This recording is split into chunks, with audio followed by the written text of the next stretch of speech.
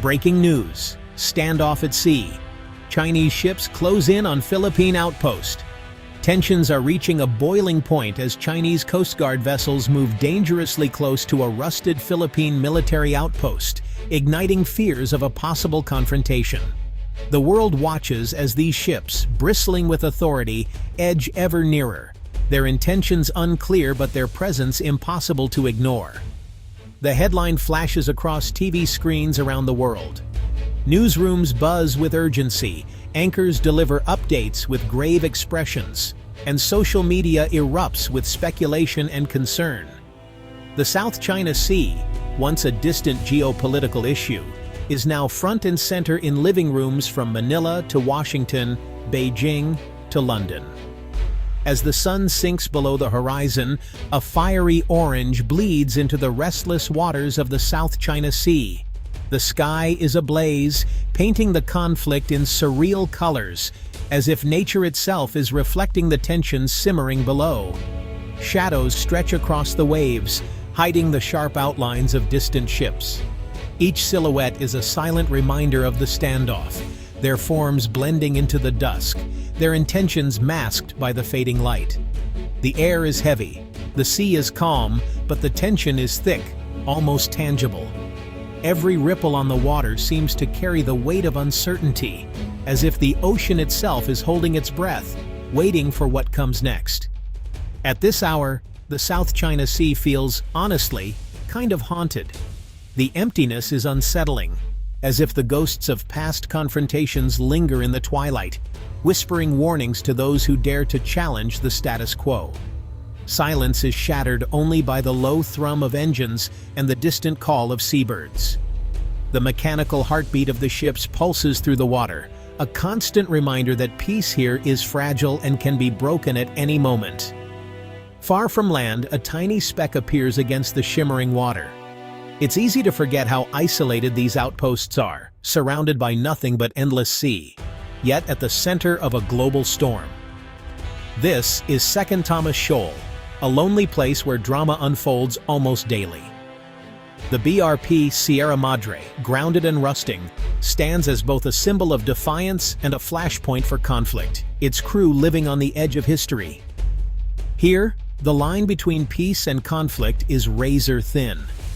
Every maneuver, every radio call, every glare across the water could tip the balance, turning a tense standoff into something far more dangerous. Every sunset brings new uncertainty.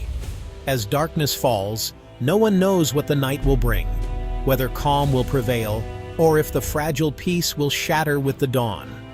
Every headline hints at a crisis that could explode at any moment. The world holds its breath, waiting for the next update, the next escalation, the next headline that could change everything. This is not just another maritime dispute.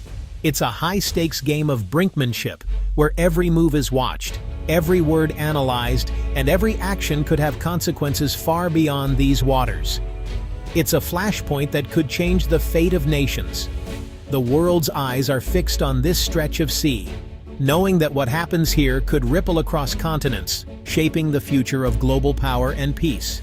At the heart of a geopolitical storm, battered by wind and waves, sits the BRP Sierra Madre, a ship whose fate is now inseparable from the tides of history.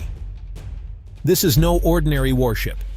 Once a proud vessel of the United States Navy, it was deliberately run aground by the Philippines in 1999, transforming it into a fortress on the sea.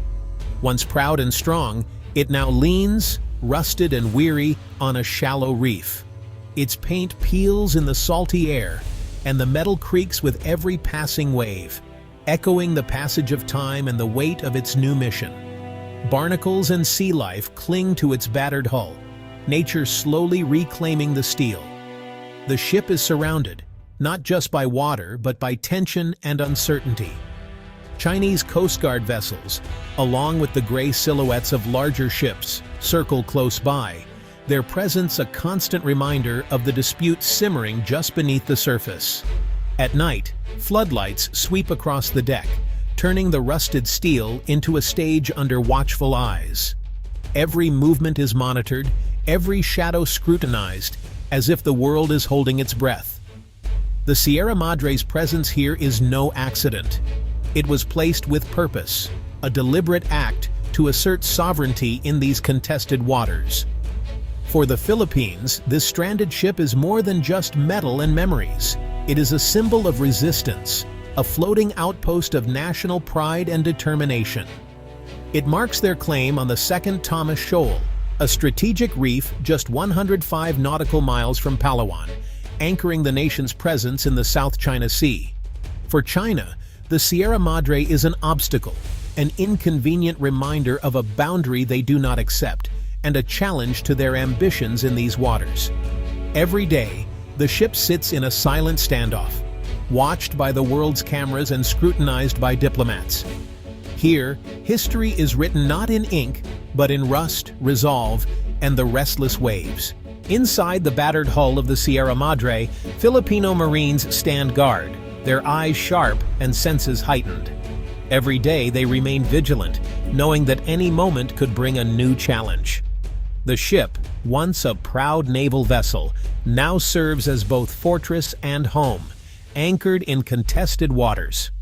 The ship's inside is cramped, dark, and stiflingly hot. Narrow corridors force the Marines to squeeze past each other, and the air is thick with the scent of rust and sweat. There is little privacy, and every corner is filled with reminders of how far they are from comfort.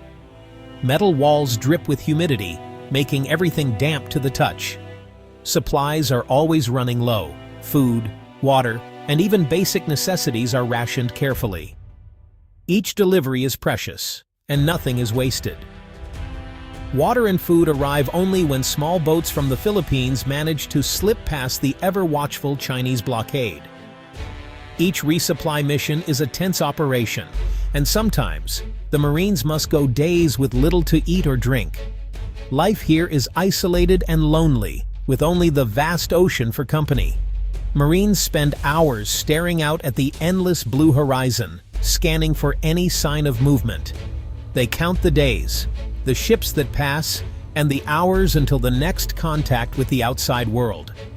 To pass the time and keep their spirits up, they play cards and simple games, sharing stories and laughter when they can. These small moments of camaraderie help them endure the monotony and stress. Radios crackle with distant news from home, connecting them to families and friends far away. Some Marines write letters by hand, pouring their hopes and worries onto paper, waiting weeks for a reply. Others clean and maintain their weapons, always preparing for the worst. In these tight quarters, readiness is a constant priority, and every Marine knows the importance of being prepared. Every day brings new pressure and uncertainty. The tension is visible on their faces as they watch for any sign of trouble, never letting their guard down. At night, Chinese ships circle nearby, blaring loudspeakers and shining blinding lasers onto the Sierra Madre. Drones buzz overhead, adding to the sense of being constantly watched and threatened. Yet, the Marines stand together, united and determined. They know they might be outnumbered, but their spirit and resolve are unbreakable. Each day they prove their courage and commitment to defending their country's claim. This is a front line with no trenches, just a rusting ship, a handful of brave men, and the endless, unpredictable open sea. Here, every day is a test of endurance, loyalty, and hope. Why is the BRP Sierra Madre here? In 1999, the Philippines made a bold decision. They ran the old ship aground on Second Thomas Shoal. The goal was simple: keep a presence in the region before China could take control. Second Thomas Shoal is part of the Spratly Islands. It is rich in fish, oil, and gas. Many countries want it, but the Philippines and China argue the most. By grounding the ship, the Philippines put a flag on the reef. The world took notice. For years, the rusted Sierra Madre has been more than a ship. It is a symbol of resistance. It blocks China's advance, even as the ship slowly decays. Today, the decision from 1999 shapes every move in this tense sea. The story took a sharp turn in 2016. An international tribunal in The Hague ruled in favor of the Philippines. The judges said China had no legal right to claim waters near the Sierra Madre. The shoal, they ruled, was inside the Philippines' exclusive economic zone, but China refused to accept the verdict. Chinese ships stayed, their numbers grew. The ruling became, well, just words on paper. On the water, nothing changed. The Philippines welcomed the decision, but enforcing it proved difficult. Chinese ships blocked resupply missions. The standoff hardened. A legal victory offered hope, but reality on the sea remained unchanged. China does not rely on just one type of ship. It has three powerful maritime forces. The first is the People's Liberation Army Navy, large, modern, and well-armed. Warships patrol the region and show force. The second is the China Coast Guard. Their ships are white and, honestly, bigger than most navies' warships. They act tough, using water cannons and sometimes ramming boats. They block Philippine supply missions, keeping the pressure constant. The third force is more mysterious. It is the Maritime Militia. These are fishing boats, but with a twist. They are organized, trained, and directed by China's military. They swarm disputed areas, watch, report, and sometimes clash. Their numbers keep growing. Each group plays a part. Together they create a wall around the Sierra Madre. Every year the number of Chinese ships grows. Satellites show more white hulls and blue flags near the Sierra Madre. Coast Guard cutters, fishing boats, and even research vessels crowd the shoal. The Philippine Navy and Coast Guard try to keep up, but the sea is vast. Chinese ships block paths, follow closely, and never leave. The sense of being watched is constant. Local fishermen avoid the area. They fear being chased away. The region grows tenser with each passing month. Global powers, including the United States, watch nervously. The world sees a rising tide of ships. Each one is a message. China will not back down.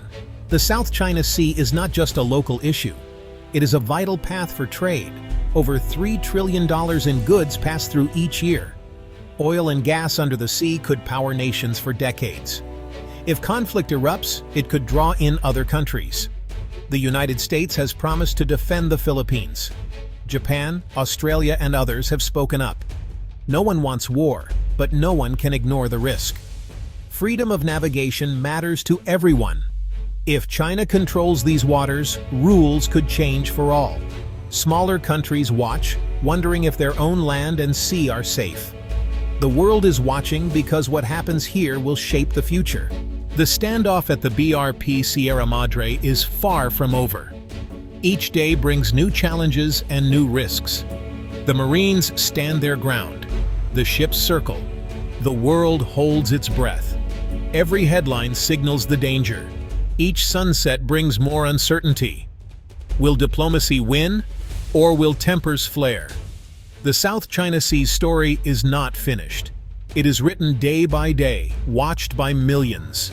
The tension here is a warning and a call for the world to pay attention. As long as the Sierra Madre stands, so does the struggle for control of these vital waters.